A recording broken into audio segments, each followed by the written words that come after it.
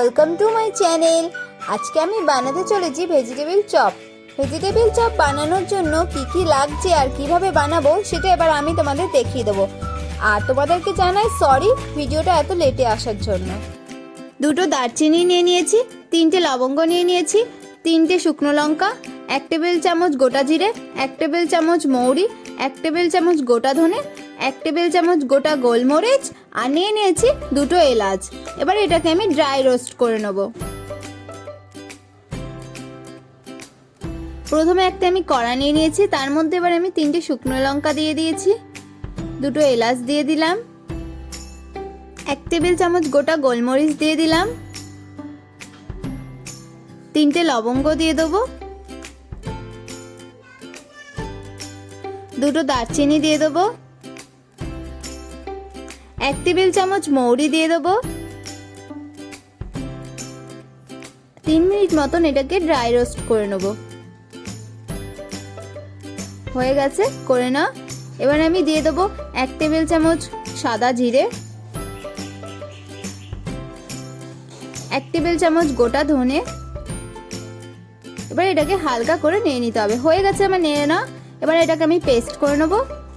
হয়ে গেছে আমার পেস্ট করে না। এবারে আমার রান্নার ক্ষেত্রে যা যা লাগছে সেগুলো এবার তোমাদেরকে আমি দেখিয়ে দেবো। 2টো মিডিয়াম সাইজের আলু ম্যাশ করে রেখেছি, 2টো মিডিয়াম সাইজের গাজর কেটে রেখেছি, 2টো মিডিয়াম সাইজের বিট কেটে রেখেছি, 1 টেবিল চামচ আদা বাটা নিয়ে নিয়েছি, 1 চামচ বাদাম নিয়ে নিয়েছি, 2 চামচ ভাজা মশলা নিয়ে নিয়েছি, 1 চামচ কাঁচা লঙ্কা কুচি নিয়ে নিয়েছি, 1.5 চা চামচ হলুদ গুঁড়ো, 3 চামচ চিনি আর স্বাদ মতো নুন নিয়ে নিয়েছি। যা যা লাগছে দেখে নাও তোমরা। এবারে আমি একটা কড়া নিয়ে নিয়েছি। এবারে আমি কড়ার মধ্যে তেলটা দিয়ে দেবো বাদামটা ভেজে নেওয়ার জন্য। বাদামগুলো এবার আমি দিয়ে হালকা করে একটু নেড়ে নেবো কড়াতে। হয়ে গেছে নেড়ে নাও। এবারে আমি এগুলো তুলে নেবো। সেই একই কড়ার মধ্যে আমি আরও 1 টেবিল চামচ তেল দিয়ে দিলাম, 1 টেবিল চামচ 5 ফোড়ন দিয়ে দেবো, আদা বাটা দিয়ে দেবো 1 টেবিল চামচ দিয়ে এবার এটাকে হালকা করে নেড়ে নিতে হবে। ভিডিওটা পজ হয়ে যাওয়ার কারণে তোমাদেরকে আমি দেখাতে পারিনি। এখানে আমি গাজর দিয়ে দিয়েছি, বিট দিয়ে দিয়েছি আর দিয়ে দিয়েছি 1.5 চামচ ভাজা মশলা। এটাকে ভালো করে আমি মিশিয়ে নিচ্ছি। হয়ে গেছে আমার মিশিয়ে না। এবারে আমি লঙ্কা কুচিটা দিয়ে দেবো। এবারে আমি লঙ্কাটা মিশিয়ে নেবো ভালো করে। হয়ে গেছে আমার মিশিয়ে না। এবারে আমি একটু সামান্য পরিমাণ জল দিয়ে 15 মিনিটের জন্য ঢাকা দিয়ে রাখবো। 15 মিনিট পর ঢাকনাটা এবার আমি খুলে নেব। গাজর আর বিটটা আমার সেদ্ধ হয়ে গেছে, এই দেখো। এবারে আমি ম্যাশ করে নেব।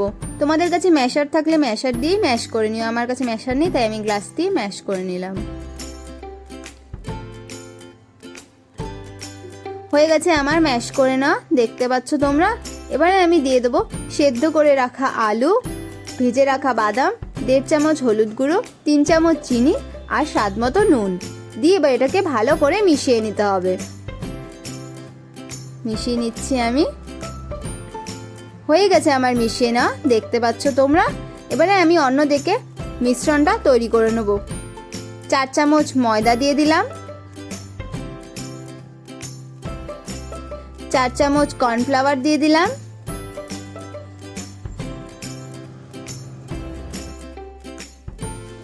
এবারে আমি জল দিয়ে দেবো।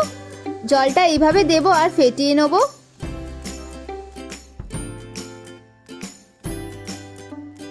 হয়ে গেছে আমার ফেটিয়ে না, দেখতে পাচ্ছ তোমরা। আমার থিকনেসটা দেখে নাও। আর নিয়ে নিয়েছি কোট করার জন্য বিস্কুটের গুঁড়ো। ঠান্ডা হয়ে গেছে এটা আমার। এবারে আমি শেপ দিয়ে নেবো ভেজিটেবিল চপের। আর হ্যাঁ, আপনি যদি আমার চ্যানেলে নতুন হয়ে থাকেন তো সাবস্ক্রাইব করে দিন আর পাশের বেল আইকন প্রেস করতে কিন্তু ভুলবেন না। আর আমার এই রেসিপিটা ভালো লাগলে অবশ্যই লাইক করে দেবেন। আর যদি কিছু বলার থাকে কমেন্ট বক্স তো খোলা রইলই। আর একটা করে আমি তোমাদেরকে দেখিয়ে দিচ্ছি।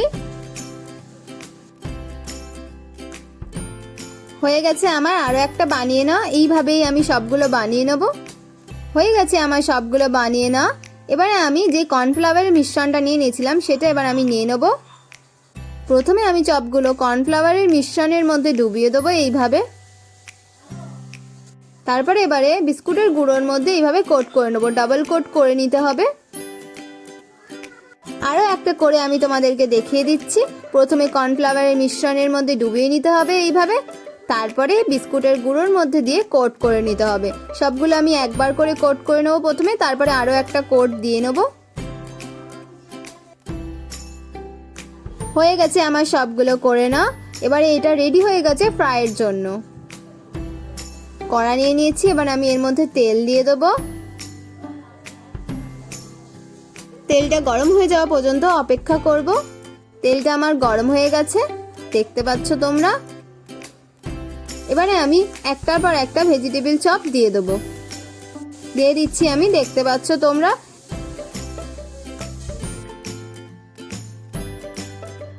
মিডিয়াম ফ্লেমে রেখে ভাজতে হবে অবশ্যই।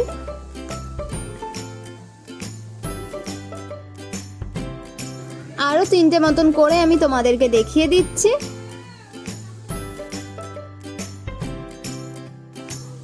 হয়ে গেছে আমার ভেজে না।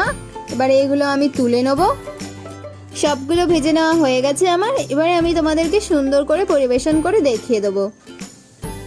যদি আমার রেসিপিটা ভালো লেগে থাকে তো অবশ্যই লাইক, কমেন্ট, শেয়ার করে দিও। যদি আমার চ্যানেলে নতুন হয়ে থাকো তো সাবস্ক্রাইব করতে ভুলো না। পাশের বেল আইকন প্রেস করে অল করে দিও, যাতে যে কোনো রান্নার নোটিফিকেশন সবার আগে যায় তোমার কাছে। যদি কিছু বলার থাকে ডেসক্রিপশনে আমার ফেসবুক, ইনস্টাগ্রাম লিংক আছে, অবশ্যই সেখানে গিয়ে আমাকে বলো। নেক্সট রেসিপি কি বানাবো সেটার জন্য আমাকে কমেন্ট করে জানাও। Thanks for watching my video. দারুণ হয়েছে, সবাই ট্রাই করো, খুব ভালো লাগবে সবার।